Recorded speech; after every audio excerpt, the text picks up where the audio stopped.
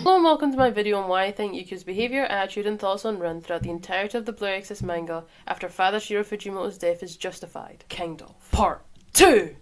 So, like discussed in the previous video, which consisted of me talking about most of the Kyoto arc, as I said how much, in my own opinion, that this was the turning point in the manga, and I suppose anime route if you wanted to go down there. And then touching on a little of the Illuminati arc. Because really, this arc is here to show us Lucifer, Avi's will get rescued when she was kidnapped, and to kickstart Yukio's hunger more for knowledge about his eyes and family. Oh, and something I'm waiting to get animated in season 3. Here's hoping.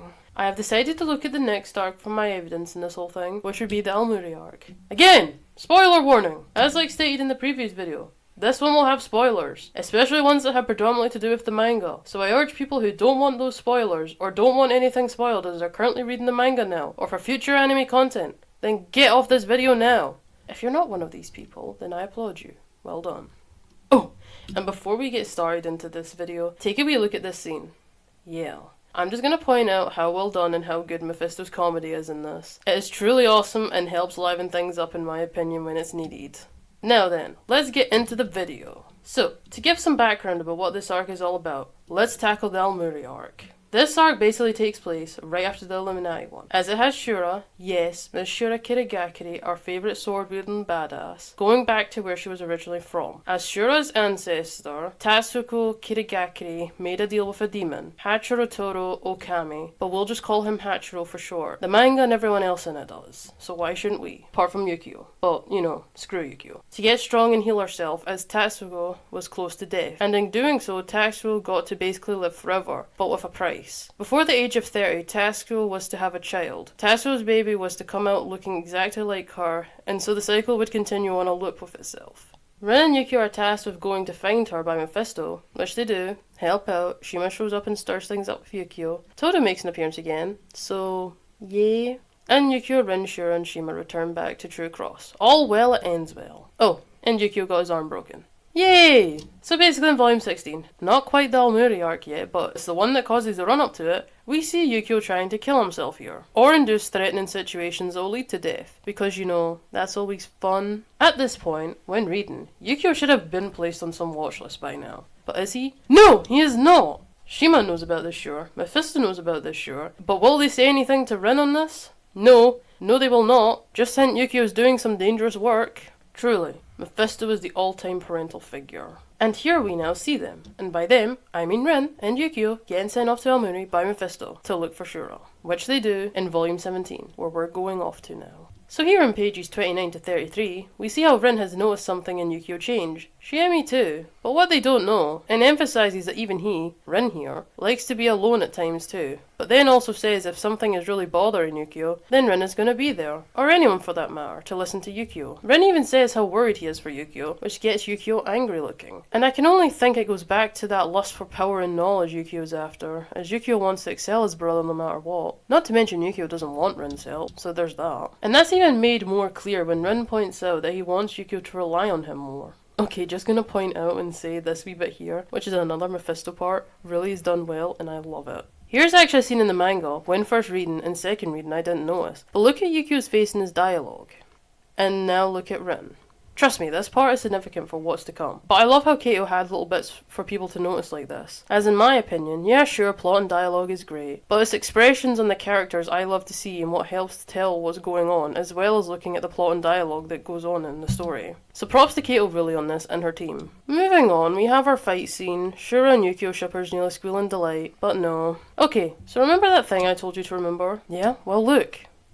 As seen in these panels of the manga, Yukio was talking about a contract between himself and Hachiro, something that looks like Rin and Shura weren't informed about, which they really aren't. And Yukio goes on saying why he should be the one to get the contract that Hachiro and Shura have. And Yukio also points out how Hachiro needn't worry about not getting a baby as Yukio will give him one. Because since this scene, Yukio now wants to get freaky with Shura. Or doesn't? Who knows, but with Yukio and what his bio states, we don't know what Yukio's preferred choice of women really is. But one thing is for sure, Shura's reaction here is priceless. I agree with you. Moving on, we see Yukio continuing to explain his reasoning. Even this bit here about Yukio's lust for power and even the regenerative capability that Shura has, all thanks to her contract with Hachiro, which Yukio wants. Yukio even says plainly how he wants to be stronger, in front of Rin's face no less, as Yukio wants nothing more than to exceed Rin. Also, Yukio says how he doesn't want Rin's help, and then shoots him. How lovely. Shura in this panel looks so unbelievably taken back by Yukio's actions, as Shura immediately checked on Rin, as she's beginning to wonder what is really up with Yukio. And Yukio the now is just getting back to the matter at hand, negotiating for the contract with Hachiro, because, you know,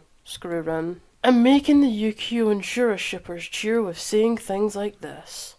How lovely, we applaud you. Hachiro, as we see, agrees to Yukio's, we're gonna call it persuasion, and begins to remove the contract from Shura to Yukio. But as we see, it was just a ploy to stop Hachiro. Or was it? Even Rin, as we see, congratulates and also questions Yukio on how Yukio went about handling that situation there. Even saying how he could have died from shock, to which Rin and Yukio kind of laugh off. They shouldn't really, not with how Yukio was acting. And then we see Hachiro, who isn't down yet, come striking back, and then Shima shows up to help with the rest of the battle, which gets continued in volume 18. And as we see, Yukio gets his arm broken here, which is very painful by the way, especially the way we see it happening here. But alas, they do end up defeating Hachiro, saving Shura, leading to some more slight Shura and Yukio shippers going wild. And then glossing on by it, even Shima's bringing that up here. Oh, and he's also talking about how, if Rin were to have attacked Hachiro later than when they were doing that whole contract swap from person to person thing, then he'd have Hachiro's regenerative abilities, which could further on his dangerous attempts of endangering himself to have his eyes work and save him like they constantly seem to be doing when he's in danger, or about to die, or kill himself, as he wants to know what exactly is causing that to happen. Oh, and then we have Shima trying to persuade Yukio to join the Illuminati again. Why? Because like I said in the previous video, Lucifer is very interested in Yukio from the word go, because of Todo. Speaking of Todo, look who finally makes an appearance again.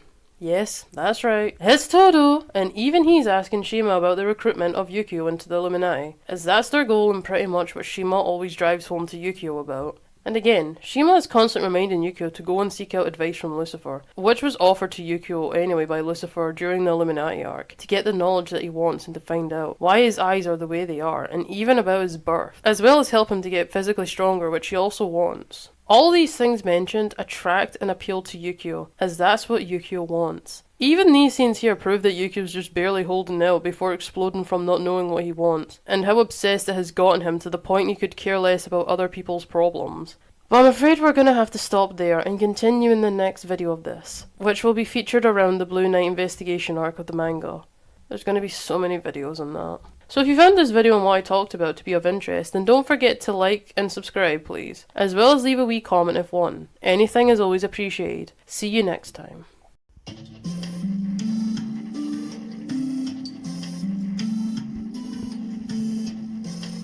Oh, just a side note for all those teasing Shura and Yukio moments in these volumes that shippers had to suffer. It's okay, Yukio and Rin shippers had to also suffer as well. Win-win, I guess. Bye.